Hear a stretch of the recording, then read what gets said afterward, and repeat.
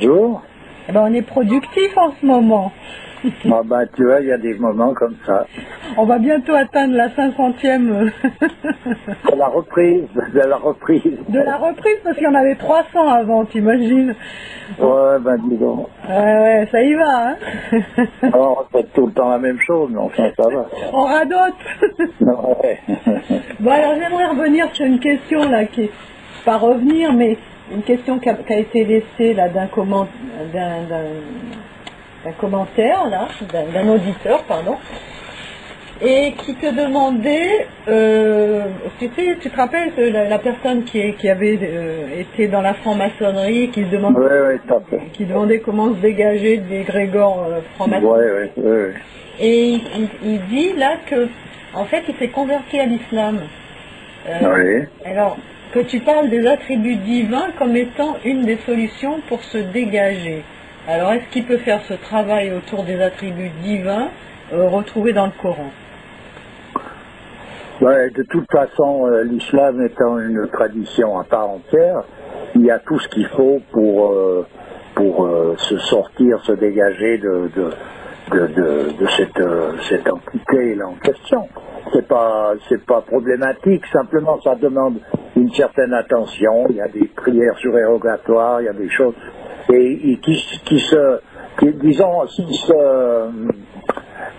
se fixe sur cette tradition à pénétrer le mieux possible, ces choses-là disparaîtront par elles-mêmes, ou se transformeront de manière à prendre une tournure qui lui fera comprendre ce que ça pouvait être à l'origine, et pourquoi ça a muté de manière à devenir quelque chose qui est une voie de garage.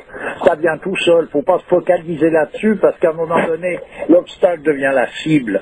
Donc autant faut laisser tomber, et puis se préoccuper du moment qu'il s'est converti à l'islam. Bon, voilà où est sa voix, voilà où est son champ d'action. Son champ d'action, donc il s'occupe de ça, puis tout se met en place avec le temps. Voilà, il faut de la patience. Comme c'est bien marqué dans le Coran, d'ailleurs, la patience, c'est ce qui est le plus important. Il n'y a pas plus important que la patience, c'est bien spécifié. Quand tu dis l'obstacle devient la cible, ça veut dire que à force de vouloir échapper absolument à quelque chose, on va droit vers cette chose-là, finalement. Voilà, c'est ça. On vient concentrer sur l'obstacle, ça devient la cible. Oui. C'est tout. Voilà, c'est un piège. Voilà. Donc il faut écarter ça. On s'en occupe plus, on s'occupe d'autre chose. Voilà. Bon, voilà. J'aimerais revenir sur la légende Peul, qui a suscité quelques petits commentaires là. Ça nous concerne tous, hein, le problème de couple ou de vivre seul, etc. Tu vois, dans cette société, il y a beaucoup de gens qui vivent seuls, monoparentaux, et tout a éclaté dans tous les sens, et il n'y a plus de structure sociale, familiale réellement, donc c'est vrai que chacun navigue là au milieu, et c'est pas facile. Évidemment, il y a un homme dont il disait que la femme devienne son antithèse, pourquoi pas, mais ça le fatiguerait vite si cela provenait d'un homme, quoi, voilà. Ouais, je comprends bien. Bon. Mais disons qu'il faut envisager ça de nouveau par rapport à un point de vue traditionnel. Donc chaque personnage, tout ce qui nous entoure, d'ailleurs Ampateba qui a donné cette légende que Peul, il dit bien que tout est enseignement. Le jeu, quand ils vont jouer, c'est enseignement. Il n'y a rien qui soit quelque chose qui soit uniquement une distraction pour se faire rire ou pleurer. Tout est enseignement. Et évidemment que le mariage, le couple, c'est quelque chose de primordial dans l'enseignement. C'est de cette manière-là seulement qu'il y a vraiment quelque chose, il y a une valeur. Pourquoi en couple, pourquoi il faut tenir contre vents et marées. Quand ici on disait qui se prenait pour époux pour le meilleur et pour le pire, c'est qu'il y a le meilleur et le pire, mais il faut le vivre aussi bien le meilleur que le pire.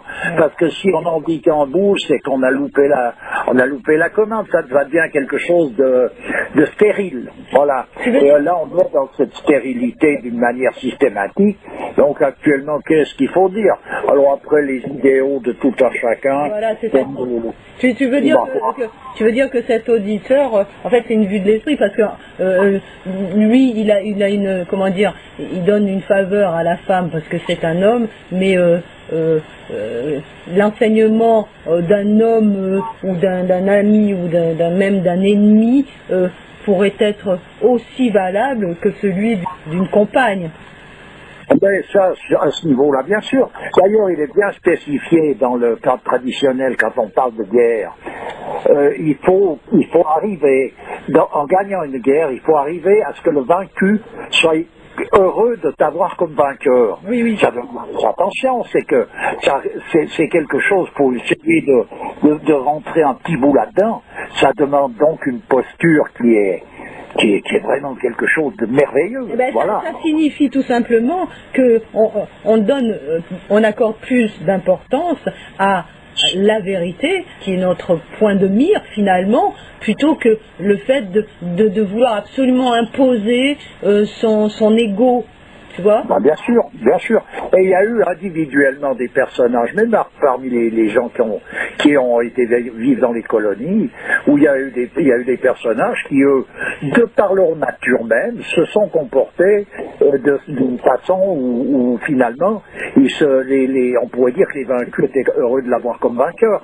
Mais c'était exceptionnellement chez certains individus, mais dans le mouvement général, on peut dire que les colonies qui ont été faites par l'Occident, c'était une catastrophe à ce niveau-là. Ils ont voulu asservir systématiquement les peuples comme on a servi un troupeau de moutons, un troupeau de vaches, ou je ne sais pas.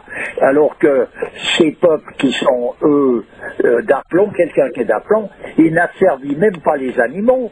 Il leur laisse la place qui leur revient exactement. C'est une autre envisager, et là actuellement c'est clair qu'on est loin de tout ça. Il faut le savoir qu'on est loin, mais par contre on peut reprendre contact fondamentalement avec tout ça et tenter de se manifester en conformité avec cette attitude qui est prônée par toute tradition. Voilà. Bon. Parce que c'est l'attitude que Dieu nous demande. C'est dans cette attitude-là qu'on se manifeste comme des hommes et non pas comme des porcs ou je sais pas quoi. Qui, eux, en tant que porc, tout va bien, mais quand un homme devient porc, c'est là où ça va plus, parce que ça devient caricatural, quoi. Bon, d'après les auditeurs, là, la tendance générale actuelle est que la femme veut transformer l'homme. La femme, serait la princesse dans l'histoire, et elle voudrait transformer donc son crapaud en prince charmant, tu vois. Alors, bien sûr. C'est vrai que c'est une tendance générale, mais l'inverse, on peut dire que l'inverse peut être aussi, parce qu'un homme aussi, j'ai l'impression que chacun a envie n'aime pas l'autre pour ce qu'elle représente, mais pour ce qu'elle est ou ce qu'elle pourrait être, tu vois. Quelque part, oui, sur un certain plan. Mais à présent, c'est ce qu'on appelle un idéal, chacun a un idéal par rapport à... Et puis pense qu'il va arriver à modifier quelque chose de façon à arriver dans la manifestation de cet idéal. Bon ben ça, d'accord, ça fait partie de la vie, tout ça, mais je veux dire... Non, mais attends, 2 secondes. Mais est-ce qu'un idéal, c'est pas un truc pour se faire plaisir à soi-même? Oui, de toute manière, puis ça reste creux. À présent, si déjà, il peut y avoir que cet idéal est calqué sur quelque chose qui tient debout. Alors après, bon, la mise en pratique de tout ça, le gros travail, il consiste pas à essayer de transformer son conjoint, il consiste à être soi-même à la place qui nous revient. C'est seulement de cette manière-là que le conjoint peut avoir, on pourrait dire, s'il a besoin d'aide, une aide. On peut être aidé que par quelqu'un qui est capable d'aider, donc lui n'est pas dans le même problème. Si tu veux te faire sortir de l'eau parce que tu es en train de te noyer, ça ne sert à rien de demander à quelqu'un qui est en train de se noyer. Il faut que ce soit quelqu'un qui est sur la rive, qui a la possibilité de te tirer. On est d'accord? Oui. J'ai l'impression que le fait de retrouver sa place dans une histoire, dans un couple, dans une histoire, c'est aussi laisser l'opportunité à l'autre d'avoir aussi sa place. Mais actuellement, les rôles sont soit inversés, soit l'un empiète sur l'autre, mais il n'y a pas des rapports simples d'homme à femme ou d'individu à un autre. On peut dire qu'en fait, en simplifiant la chose, c'est que si chacun s'occupe de ses oignons, tout va bien, quoi. Voilà. Disons que c'est pas péjoratif, c'est dans le sens que chacun a bien à faire pour essayer de rester en contact avec l'essentiel. C'est-à-dire, en somme, être en contact constant avec le principe fondamental, c'est-à-dire avec Dieu. Quand il y a conflit entre deux individus, et qu'il y a une réelle incompréhension, est-ce que ce n'est pas plus simple de lâcher prise, sans essayer de changer l'autre ou de ramener l'autre à sa cause, mais en essayant soi-même de se transformer, de changer, ce qui peut amener l'autre à un changement. Son propre changement amène l'autre au changement. Ouais, mais ça, on rentre dans des considérations très modernes du système. Non, c'est pas ça. Parce que, en fait, quand tu n'arrives pas à comprendre l'autre, il faut essayer de te mettre à la place de l'autre. Non? On ne peut pas vraiment se mettre à la place, carrément. On peut tenter de chercher à comprendre, mais il y a toujours un emplacement où c'est possible. Mais on ne peut pas se mettre à la place de quelqu'un d'autre, véritablement. Il y a toujours quelque chose qui manque. Non, mais parce que tu disais, tu t'avais dit un jour, tu nous avais donné une super belle métaphore sur le couple, sur l'homme et la femme, en les comparant à une pièce de monnaie où chaque face regarde dans un sens différent, mais où la rencontre véritable se faisait à l'intérieur, tu vois. Voilà, donc il y a qu'est-ce que tu veux faire. Qu'est-ce que tu veux chercher à modifier quelqu'un, à l'améliorer, à faire une transformation? Il n'y a rien à transformer ou à chercher à transformer quelque chose. Il n'y a rien de tout ça. Il faut suivre une voie traditionnelle. Et puis c'est tout se fait. Le travail de l'homme, c'est pas de chercher à faire je sais pas quoi. C'est de suivre ce qui est à suivre. C'est tout. Il n'y a pas d'autre alternative. Il n'y a pas de recette pour que ça aille, quoi. Si tu veux aller à Paris, tu prends la route, tu vas à Paris, puis tu arrives à Paris. Donc c'est cette route en question qu'il faut suivre. Donc il ne faut pas se louper là, il ne faut pas tout d'un coup partir dans les décors. Mais on ne peut pas changer je ne sais pas quoi là. Au milieu, c'est des personnages qui pensent que c'est comme le travail sur soi-même. En général, actuellement, disons dans le monde moderne, ce que je vois, c'est que c'est de plus en plus une pathologie dans des considérations qui finalement sont à écarter si on veut aller voir plus loin. C'est tout. Donc dans les traditions, il y a tout ce qu'il faut. Et puis si on veut savoir ce qu'est le mariage, j'en ai déjà parlé par exemple par rapport à la musique dans l'Inde, l'homme et la femme, c'est le rythme et la mélodie, et l'ensemble de tout ça, c'est ce qui fait cette musique, cette harmonie. Alors qu'après il y ait une prédominance ou qu'il y ait quelqu'un qui ait une hiérarchie, universelle là-dedans, c'est pas des prétentions des uns ou des autres, c'est quelque chose qui est un accord total avec le principe universel. Voilà, c'est pas autre chose. Et les deux faces de la médaille, ça correspond à une chose, c'est que cette médaille, elle est unique. On peut pas déplacer ces faces ou les mettre face à face parce qu'il n'y a plus de médaille. Donc chacun a à s'occuper de ses oignons. Mais de ces oignons dans le sens traditionnel du terme. Quand tu parles de hiérarchie, c'est pas une hiérarchie de valeur, c'est une préséance par rapport à quoi? C'est une hiérarchie.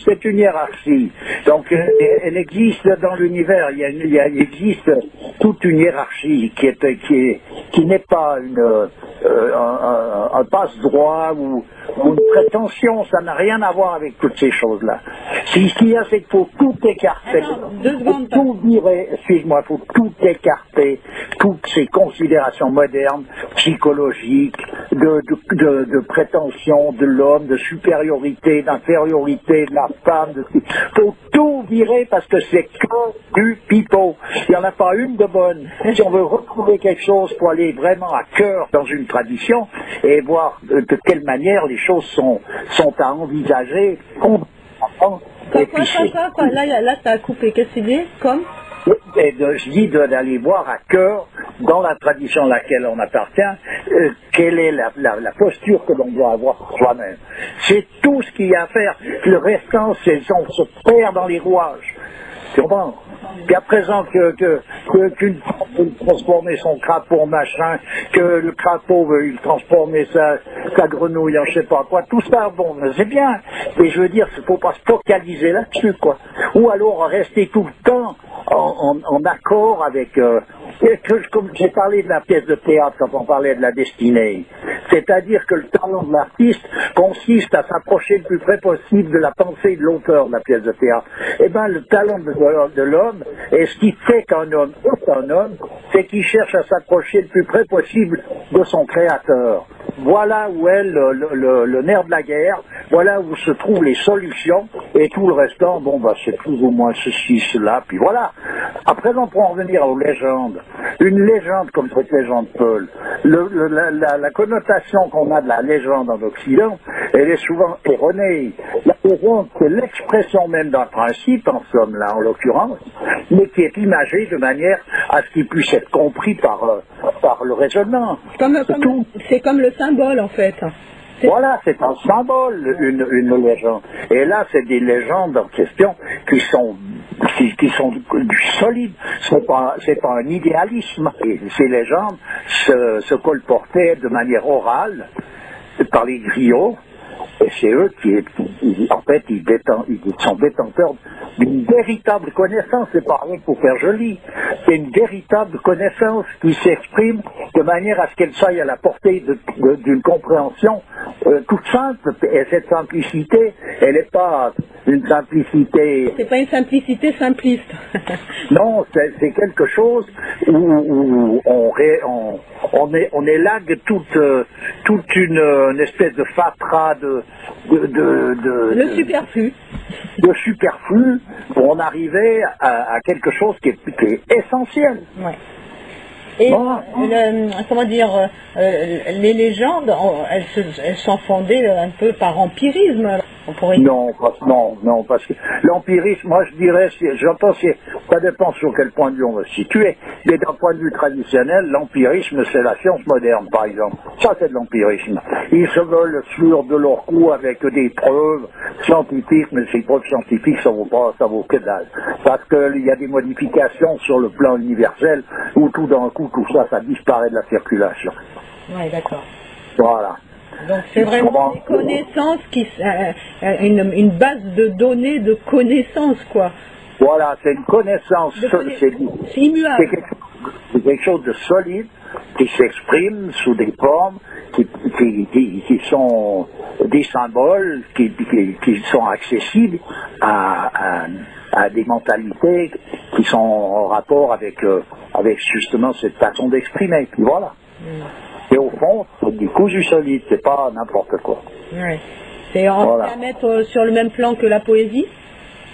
Ben la poésie, c'est ça normalement. Ouais. Donc, la poésie, c'est un langage qui va le plus près du ciel. Après, il y a le silence. Voilà. Après, le silence ne vient pas avant? Oui, je dis après, quand on part vers le ciel. Donc je dis après, ça veut dire le plus haut, le plus élevé, ça sera le silence. Mais de dire, d'ailleurs, les arts primordiaux dans le traditionnel, c'est la poésie, la musique et la danse. Oui, ça, et la danse, ça comporte tout ce qui est la manifestation de tout, y compris des constructions, des édifices, tout ce que tu veux, c'est de la danse. Et de tout mouvement cosmique ou... Voilà. Le mouvement de l'araignée quand elle fait sa toile, et tout est une danse finalement. Voilà, Tout mouvement créé par cette manifestation. Après celle que l'homme a créée, tu vois par exemple le mouvement des voitures sur l'autoroute, c'est pas la danse, ça, c'est de la contredanse. Ouais, c'est la contredanse, ça trouvait. On a tout, on a la contre-musique, la contre-culture, on a tout là. Oui, c'est sûr. Allez, je te souhaite une bonne journée, puis à bientôt. À bientôt, toujours avec plaisir. Allez, au revoir. Au revoir.